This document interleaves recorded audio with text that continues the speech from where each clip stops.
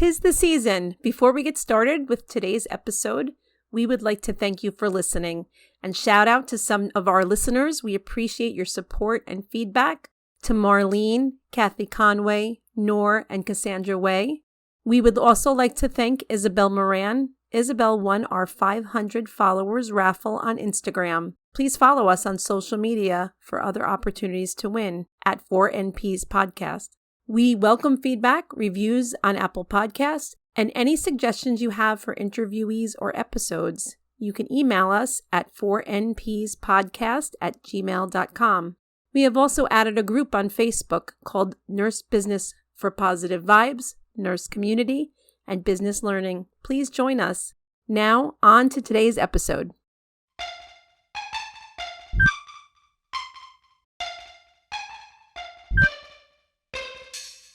We are Christina, Oneida, Alicia, Colleen. Welcome to 4NP's podcast. This is a podcast by 4NPs. 4NPs, advanced practice nurses, students, and anyone interested in the medical arts. That's the number 4 NPS podcast. If you have a topic you'd like to see covered, please feel free to email us at 4npspodcast@gmail.com or reach out to us through our social media. Welcome back. Today we are back with part 2 of our wonderful interview with Maureen Brady and Jessica Bliss. Without further ado. So, Maureen, what has your experience been like in school? Do you feel like you've gotten what you've needed? Do you feel like you're going to be ready to, go into practice when you graduate in May? Like, what are your feelings? can I be frank? Absolutely. Is MSMC going to get an episode of this? Nope. Listen. They need to hear it anyway. Go ahead. Yeah. I mean, if it wasn't for my 40-odd years of nursing experience, I feel that most of what we're learning there is crammed into the last few months. And that's the critical stuff that we should have been getting from day one. Yeah. Unfortunately, there are certain courses that really helped us out so much, and then others that could have been eliminated or consolidated. And I just feel like they could do a little bit better job in organizing. And I really think the whole getting your own preceptor, it was anxiety provoking. Oh, yeah. And we're paying a lot of money. Yep. Oh, yeah. For what? Yeah. Because at master's level, you're teaching yourself essentially. Yes. Yeah. So, I'm not bitter or anything. Can you tell? No, I'm a little bitter. I'll be bitter for you. But I need to just get through this. That's how I feel. Please, God, just get me through this, because I'm finding these last few semesters difficult. Yes. Spoken like a true nurse practitioner student. Just get me through this. Yeah. Yep. But yeah, that's where I'm standing right now. Yeah. I think some people are trying to make changes, but they're not. It's not going fast enough. It's very slow. Yeah, and it's hard to say. I don't any other program. I don't know what the programs are like, so I don't know if it's the same in every program. So it's just, do they just need to change, or does the whole system need to change? I don't know, but we're definitely not getting what we need. Yeah. I think it's the system. I think it comes down from a higher place that says they have to have this amount of theory and this amount of research and this amount of this. And I mean, I think the schools doctor it up a little bit, but I think generally speaking, the program is similar overall. But I felt like that about my RN also. I mean, I went out and I had a preceptor who was from a school that was on a campus of a hospital. She was called in the middle of the night to come in and see things and do things, and very, very focused on all the different procedures and tasks. And, she had came out of school with a lot of nursing experience. When I graduated from nursing school, I didn't have that much experience. They were expecting me to get that when I was in the field. But as a nurse practitioner, you're prescribing. Right. You're responsible for these patients. So why not give, the students what they're actually going to need when they graduate? Right. What, Precisely. do I need to know so much about nursing theory? I mean, all of those courses, the 3 or 4 courses could have been combined into one course, and then give us more time, like with stuff that we need. Like we already got all that theory ad nauseum undergrad. I'm not using it right now. Like why did I learn that? Like if I wanted to know it, I have Google. I can look it up. Like I don't need to pay that money to learn. Like teach me what I need to know. Yes. Right. Yes. But how do you know what you know? I don't know what I don't know, but I know what I want to know. I think it needed to be more focused on the clinical aspect. Well, I do know exactly like what Onaida's saying. Like we needed more diagnostics, how to do lab interpretations, how to look at radiology, how to put what tests do we order? Right. How do we prescribe?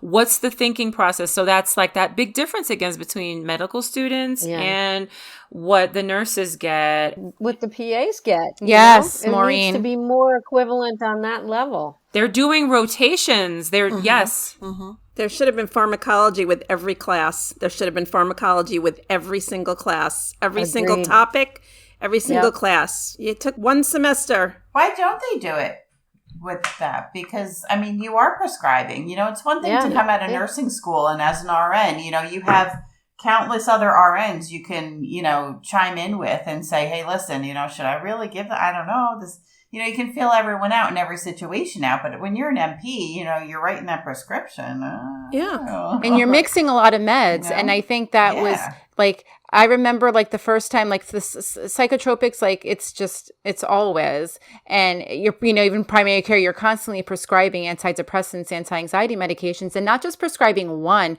but mixing them. Like I remember when I came in and I saw a patient on like Lexapro and an SSNRI, and I was just like, oh my goodness, what about the serotonin syndrome? Like, and it's funny because I just was talking to a new provider that just started. He's a young physician. He's a DO, and he was like, that doesn't really happen. And I was just like, yeah, but I didn't know that. Like, I wish I would have known that. Like, that was a fear. Like, I'm like, oh my gosh, what are all these patients doing? And like, it really, the combinations are what's effective for patients, honestly. But again, like I didn't know any of this. Like, it's just, and again, I know it's a nurse practitioner against a medical doctor, but still, I mean, there should be some level of, education as far as, pharmacotics go, I think, Absolutely. I think there would be. Did I say pharmacotics? Make sure you edit that, Matt. No, I love it. I love pharmacotics. I like that. Let's make that a word. Pharmacotics. Hashtag pharmacotics. Oh my God, yes. I want to take that class. Let's teach a pharmacotics class. I love it. Minutia. I love it. Minutia. Hashtag. Okay. And when we're undergrads, they're telling us at every turn, you're going to, if you put this rate on too much for this IV drip, if you give the wrong IV, if you give them potassium, if you give them this, you're going to kill them. You're going to make a medical error. You're going to kill somebody, right? They threaten all through undergraduate school.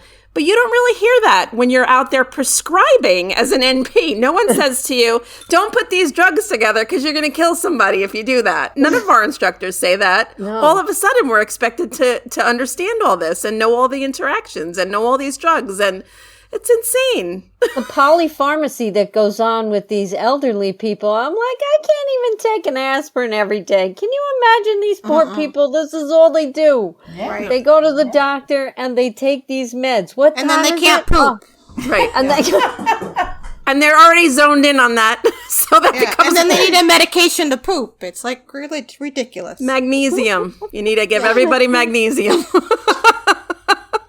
Can't you combine it with the SSRI and then at least it would be one pill? Oh my gosh. There's definitely a huge gap in the education for nurse practitioners. So we're all from New York. So now I'm in Colorado. There's a nurse practitioner here that works in the clinic that I work in. And he has a group that every 2 weeks they get together like on a Tuesday morning or something, and they just troubleshoot different scenarios, different things they've come across, those kind of wild card kind of like conditions and diagnoses and things and they do that to just boost each other up, because he's admittedly as well said that you are no way near prepared as the PAs when you come out of NP school to actually start practicing and prescribing safely. So I guess, him and a couple other friends, similar to how we're doing this, but like they came up with something and they meet and they do case studies and they just pick each other's brain off of like, hey, guess what I saw last week? Or this is whatever. Or they go through, different things that they want to sharpen themselves. So they're kind of like sharpening each other as they're kind of, getting together and having fun or whatever. And I was like, that's a really, really great idea. Brainstorming. Yeah. That is great. Yeah. So, Alicia, you're saying that he said that they're no way as prepared as the PAs? Yeah, he said even here, because I was like, because I came from New York, and I'm like, I think here they have 500 hours for clinicals for their practicum. It's 500. And he said there's no way, and I don't know what his background was or anything like that, but he was also saying it's just, you just don't have the same exposure. You don't have the same clinical hours. You don't have the same rotations. There's an advantage that the PAs are getting that we're not. And it's not to say that we're not competent, but we have that much more work to catch up to that level. Yes. So that's, and we can totally do it because we're nurses. Hello. But, and so we have that experience behind us because technically we do have clinical, right? Because we've come from the clinical area, because we've had nursing experience, at least for the most part. Most people going into nurse practitioner school have already practiced as a nurse for a little bit. So, that whereas PAs, they've never done anything in their lives. So like, I get how they do need more, patient interaction and exposure, but the way that they approach it for them is just, it's interesting, that they need to change the thought process of how our nurse practitioner programs are training us. We need more of the medical model. Yes. We do. Right out of the gate. The focus is so wrongly placed. Yeah. Yeah, we don't need a year and a half of research and all that stuff. We need we need the nitty gritty stuff. We need the meat and potatoes. Exactly. We need this is what you're going to be doing. Let's do this. But you need people to speak up and say that. There's it's definitely a paradigm shift that has to happen because I just don't get it. I don't get it. But you're right. I think some of the professors get that. Like one of them, you probably know who it is. I know exactly who you're going to. Yeah. Okay. And so she's always alluding to that. Yep. But she's a little scattered and she needs to, but I do think she's convincing the right people in what direction we need to go. So kudos to her. This might be a transitional time. Yeah, she's been fighting for years. She's been fighting those powers for years. So, guys, what's the joke? What's so funny? I see Christina just talking away and she's muted, and I'm holding back my tears. Oh my god! So I had a lot of important stuff to say. All right. Just kidding. You have the baton. It's all you. No, it's gone. Oh my god, that's so funny. It's no, but why don't they care what I have to say? Sorry. Anyways. We do. Jessica, is this bringing back memories? Oh, so many memories. Don't give me the giggles. Whatever you do. So for the record, I just want to say Christina started in endo in March of 2015 and I started in October. Oh, thank you. How did you get that information? My brain. I just remembered. It hit me like a ton of bricks, so I apologize. Oh, Wait, you were wrong? Gosh. You apologized? Oh, Nida. I'm sorry. I don't believe it. Matthew, save this recording. I want this on the podcast. Anyways, yeah, I know. I know, Oneida, thanks. I'm sorry, Christina. I'm sorry that I doubted you. Don't doubt me. I'm just kidding. Anyways, Oneida knows when we went back to school. I know when I went to endo. Anyways. What were your questions, Christina? I don't remember what I was going to say when I was muted. I don't remember. I don't even know how far along I was muted, but go ahead. I guess one of the questions I think for Maureen, and even, well, Jessica, you did talk about just kind of wanting to establish your goals first before you kind of take that step. But for you, Maureen, where do you see yourself like once you graduate, like as far as specialty wise, or where you want to get started, or, has that crossed your mind, or are you still figuring that out? Well, again, I do like the urgent care setting. And maybe I'll dabble in a little Botox, dabble like in Botox because Totally. because I'm on my way to home plate. I'm rounding third, heading to home. I'm at that age. Yeah. So I need to, kind of take it. I feel like I need stimulation in my job, so I'm not sure about primary care, but I really like urgent care, and the Botox thing would be a nice little additional money with my pension that I'll get from the state or whatever. So yeah, urgent care, you treat them and street them. Yeah, I like that. I like it. I like it too. I like that too. I would just say, like I said, I would go with your passion because there's so much to learn just as a nurse practitioner in your first year, learning so much that if you already have something that you love and you've been doing for a while, that makes it a little less traumatizing. If you're learning a new subject and then you're also a new nurse practitioner, that's a combination for disaster. Speaking from experience. Yeah, so. yeah, right. I mean, I know cardiac surgery. I've been in cardiac surgery for like 38 years, so I could theoretically work in a cardiac surgeon's office or something like that, and I would be probably very comfortable. But I don't know if I want to be full-time, so at least the challenge and the stimulation of emergent care is kind of similar. It's a little bit more chaotic, but it's kind of similar. The pace. And some of the knowledge stuff, cardiac stuff, and but I do have a lot to learn. I'm not gonna kid myself thinking I can just jump in and take the reins. But I'm working at it.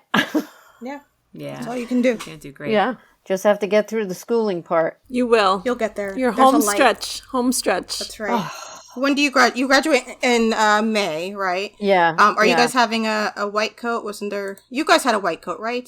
Yes, you guys did. Alicia and Colleen. Oh my gosh, that was traumatic.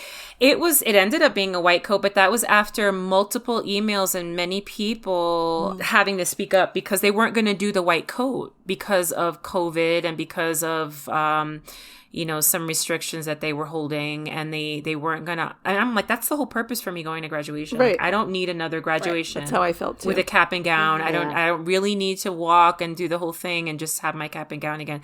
I want the white coat. And they were telling us to buy the caps and gowns. They were like, buy your cap and gown. You can't wear your white coat. I think we both did. We sent the chair of the department an email. I said, count me out. I'm not going to this. I'm like, this is ridiculous. I'm not. So then they incorporated it, instead of making it its own ceremony, they incorporated it into the graduation. That's right. It was interesting angle. I mean, it wasn't as precious as our pinning ceremony was for when we were undergrads. Right. It didn't have that same feel to it, but it was something. Yeah, because they did 2020 and 2021 graduates. It was also, they had to do both because they had skipped 2020s too. Maybe it didn't end up being really any bigger because I think a lot of people declined going. But, I think a lot of people didn't go. Yeah, so they incorporated 2 classes into it. And I felt guilty complaining about it. My daughter didn't get her college graduation. They did a slideshow, and they didn't even use the pictures that she sent them. They used some other picture of her. It was like, so I was like, I can't complain. My daughter graduated from college and didn't get a graduation at all. So hard. You work so hard. And, You do. You work so hard. You deserve a little something. Yeah. A white coat or pat on the back, whatever. Something. Yeah, something. Exactly. But it was fine. Alicia and I were there together, so that made it special for me. Mm-hmm. Yeah. That's good. That was just a few months ago. That was in May. It was just a few months ago. Wow. Yeah. Seems like yesterday. It seems like a long time ago, actually. It feels like forever. I don't know why. It feels like so much time has passed. Jessica, do you have any questions for Maureen, who's kind of in the thick of school and whose experiences of being currently in school for her nurse practitioner are kind of fresh in her mind? Well, I know pretty much from how Christina and Oneida spoke about like how fast or how slow they needed to take it, like due just to, family responsibilities and things like that. Because I don't know you, I don't know like what your position in your life at that time, that you're going to school. How fast or how slow did you have to take it? Was it something that was doable for you? Like, kind of what did your picture sort of look like? That's a good question. Yeah. Both my kids were in college, and I was working full-time in the CSICU. So I was driving into the Bronx 3 days a week and going to school at the same time. So I took it slow. I just took a few classes at a time. Didn't overwhelm myself. I'm an older learner, so I just wanted to dabble and see how it went. Yeah.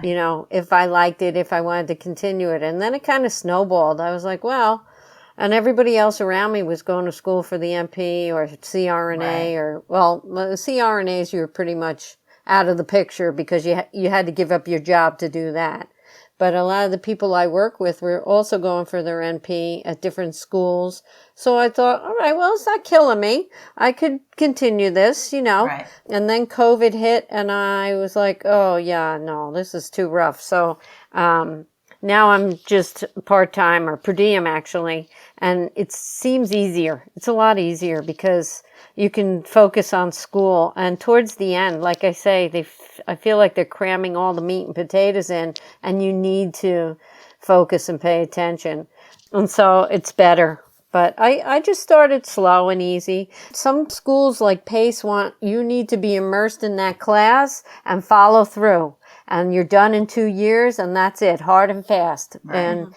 But a lot of schools like our school, you can't transfer your credits. Like if you're, you're already at the end of things and you're thinking, all right, I need to graduate from somewhere else. They're not letting you. So they kind of... You get trapped. You're forced to stay where you are. Yeah. So, yeah, been there, done that. Anyway, those are things to think about too. Find out what the rules of the particular school are. Right. And keep them. Mm-hmm. And people do it online too. People do MP programs online and then they find their own clinical. And I know a girl who went from being our unit assistant on our floor and now she's an MP. And that was all over the time frame of, I'm going to say, about 4 years. Mm-hmm. Yeah. All online, all at Chamberlain. Wow. Yeah. Yeah, I mean, I did stop in like about a year and a half. I had to take a break, but altogether from the start to my end, it was a 6-year journey. Mm-hmm. Yeah. Me too. Probably about the same here. Yeah, I imagine it taking quite a while for me, Yeah. just because I have to figure out how I'm going to establish it. Take it at your own pace. It's just, yeah. You got this. Does your school pay for it? Does your hospital pay for it? It's Northwell, so I mean, you get, Okay. They that's pay a for it. great perk for me. They'll give you That's 10,000. They give you 10,000 a semester. huge. Yeah, Yeah. that's huge. That's huge. It is. So I want to take advantage of it. Mm-hmm. You should start the first few courses. The first Yeah. one I took was patho in the summer. Ooh, that was brutal, Yeah, that was our first course too. right? Nice. But it was nice. It was like, wow, it's nice to learn things again and refresh my memory. Right. You know, Right. Mm-hmm. That's a good idea. I do like the online better though. Yeah, I wouldn't mind the online so much. I mean, because I could sit and I can, really just kind of tweak my own time with it, Yeah. But I know myself and I am a classroom learner because the whole world shuts down and that's where I am. I'm learning that right at the moment and I'm engaged in it. Online learning, yes, it'll fit around my lifestyle, but I'm very nervous about, Absorption. Yeah. not getting as much from it as sitting in that classroom because I'm just so zoned in when I'm physically there, So that's... I prefer that too. it's hard. I mean, I want it so bad. It's just, I have to figure out how to make it fit. Well, jump in, take the first course, see what happens. Yeah. Yeah, dip your toe. Mm-hmm. Yeah, definitely going to do it. Definitely going to do it. Good. Not a question about whether I should or not. So at least I'm over that hurdle. Good. Yeah, especially since it's paid for, that makes it a little bit easier. But yeah, it's the time. It's the time and the effort, and it's got to be right. Oh yeah. Yeah, and I think going through everything with COVID, I'm kind of at that crossroads again in my life where I'm either going to turn this into something really beneficial, or I'm going to just stay stagnant. And, I think that's going to help keep me on the upswing and, not just sit there and contemplate what I've been through. Mm-hmm. I want to move forward, and I think that this would be a perfect time for me to start school, close that chapter, start another chapter, and I'm done. Yeah. Yeah. I wish I started it a lot earlier. Yeah. Yeah. I hear you. No spring chicken right now. That's a good point. But still, you're very inspiring, Maureen, regardless of what age, regardless of, whether you think it's too late or not, you took the leap and you're there and you're moving forward and you're going to do something exciting with it, I'm sure. So it's it shows that it's never too late to do it. And then on the flip side with Jessica, it also shows time is going to pass anyway, right? Time is moving forward. So yeah. Right. Yep. We used to say that to each other when we were talking about going back. That was definitely one of our lines. Time is going to pass anyway. And you're going to have moments where when you're in the program that you're going to want to, you're like, is this worth it? Do I want to do this? And even when I graduated, I was like, why did I do this? What is the purpose? But eventually it'll make sense, and it's totally worth it. Yeah. And so many doors open, and you just, it's a different world. Yeah. Well, and I hear how happy you guys all are, and that's huge. It's not half of you on the screen saying, yeah, I wish it went a little different. Or, you're all happy, and you're all, it doesn't come without struggle, but you're all happy with what you're doing and where you are and what you've achieved. And, that in itself is a lot for people like me, who need to dip that toe in. Yeah, right. So right. That's big. You guys are all in a good place. Yeah. And where you are is totally part of the journey. Yeah, totally. Do you have any questions for us? Do you have any questions? You're at the end of it. Yeah. I know. I mean, the exam is something that I'm nervous about, and the whole credentialing thing. But I guess I'll cross that bridge when I come to it. I feel like I've gotten this far, so I'll just carry on and follow the rules or the instructions of whatever comes next, For some of that, you're going to have to do your own homework. I did not find the school to be very helpful in what happens after graduation. They kind of just send you on your way. Here you go. You're done. Yeah. And you're having to call. And, it's like when you're first applying to school. For Jessica, this part will fit in. When you're first applying, you're running around like a lunatic because they need this from over here and they need that from over here, and you got to run around, and this has to be signed, and you got to collect this, and you have to, and they. Yeah. So there's that, and so you're kind of doing that same type of thing when you graduate, and you're trying to figure out what do I need to have in place now so that I can get a job doing this, and what do I have to have in place for my boards, and so there is a little bit more running around. I just feel like for whatever reason, that's part of the education, because I think even as an undergrad, I've always felt like I was running around, getting papers, getting like whatever anybody needed from me. I'm making phone calls. I'm like, it's just crazy. And and I just find, I guess that's just part of it. And listening to Oneida talk about her experiences in primary care, I feel like she does a lot of that also.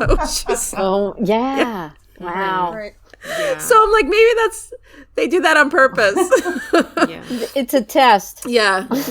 Did you take any review courses at the end of your program before your exam? I did. I took the Maria Leak course, and I know Christina could talk about the Fitzgerald. I think you took Fitzgerald, right? Yeah. Yeah, I did it through the school, so they should offer you a reduced priced class, and then they have a whole review course in addition to the in-class. So I found that like extremely helpful. They give you this big book that I used to review as well. So I did like that, but I did also, when I studied, I did like cover to cover with leak too. So I did it all. Okay.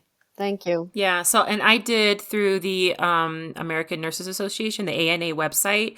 It was a self-paced course, and they had modules and things to learn from there. But I also used some of the books that the other girls gave me because I was kind of like the last one going through it. But we have a few episodes on the podcast that specifically talk about board exams, how we studied. We have one that talks about credentialing, talks about licensing, that's going to talk about resumes and CVs. So we have some episodes coming up that's going to talk and hopefully guide, other people like you with the same questions and guide you through the process. So Okay. Good. Yeah. And we're always here. If you have any questions, just email us. Yes. Thank you. Yes. And I will look those up. Yes. You too, Jessica. Very helpful. Thank you guys so much. Yeah. Much appreciated. I just want to sneak in one thing for Maureen in particular, but Jessica, this will apply for you too. I listened to a podcast by a guy named Brian Wallace. He's a PA. Okay. I think we were all listening to this podcast also. It's Physician Assistant Exam Review. But you said your daughter is in school to become a PA, so she'll have to take the PANCE or PANRA exam. So she has her own board exam. So anyway, I just found that I'm a very auditory learner, so I found that really great. It's something you could start now. Play it in your car. You can pick and choose your topics. He has it very clearly labeled by his episodes. We have no ties to him. He doesn't advertise on our podcast or anything. I think we all used him, and we used that podcast. It was just a really, really well done. Okay. Thank you. That's on your great. commute, you just plug it into your car and you just listen to the episodes. So like even right now, so you were asking about help in adult health. So whatever topic you're studying, just go into that podcast. He'll have that topic and you just play. And they're all about 20 to 35 minutes. And then he gives you like little kind of primer questions in the beginning, and then he goes through it, and then like he kind of goes through the answers and the rationales. It was very good. So that actually might be very helpful for you. Okay, great. Thank you. I think I might have just gotten one from one of my friends at school, Physician Assistant Text Review Orthopedics.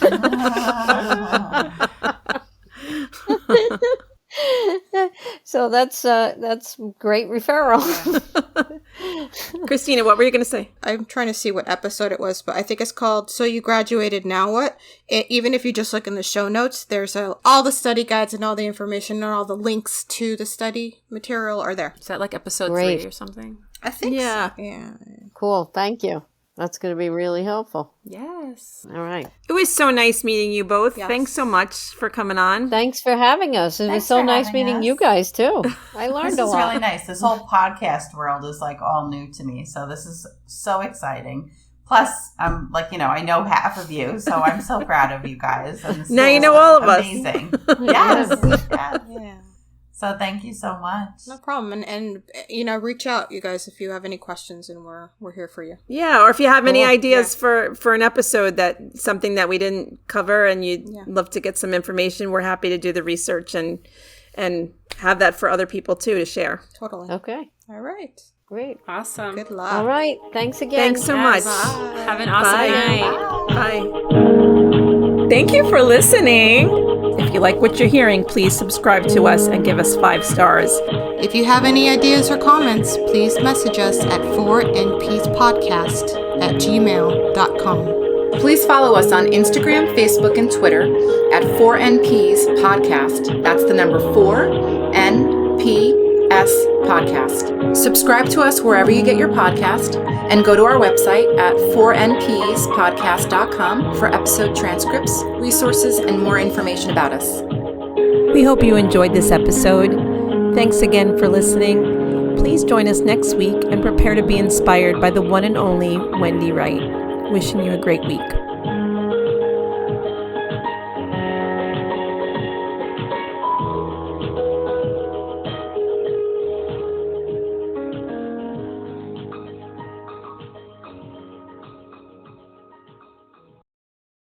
The information in this podcast is for educational purposes only and should not be used in substitute for professional care by a medical provider. The information in this podcast does not represent medical or other professional advice or services.